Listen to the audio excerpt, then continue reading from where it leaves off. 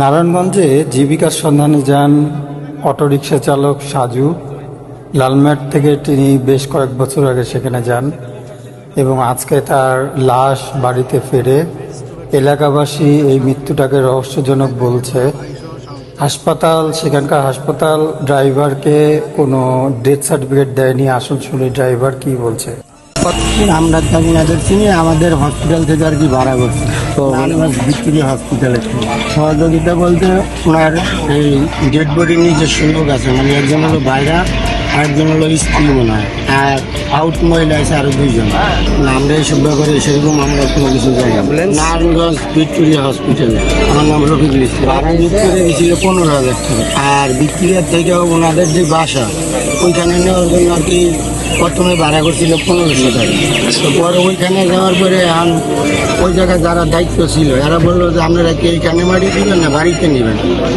তো ওনার যে ভাইরা আছে বা স্ত্রী আছে বা আরও যারা লোকজন আছে ওনারা বললো যে আমরা বাড়িতে নিয়ে যাব।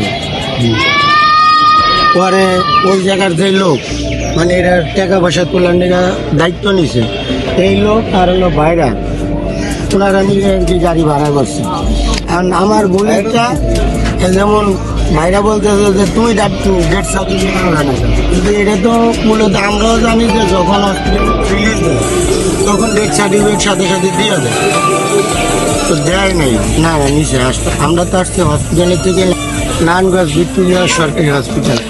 এইটা তো দায়িত্ব সবসময় যাদের এই জায়গা যখন নিয়ে আসার কথা বলছে তখন আমি বলছি যে ভাই আপনারা যে কাগজটা আনলেন না, আমার যদি কোনো সমস্যা এটা ড্রাইভার কে নি উনি আর ওনার সাথে আরো যারা ছিল।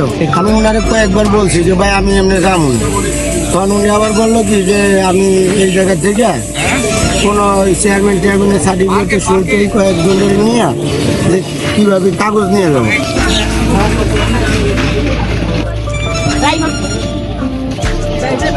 দৈনিক আজকের বাংলা .net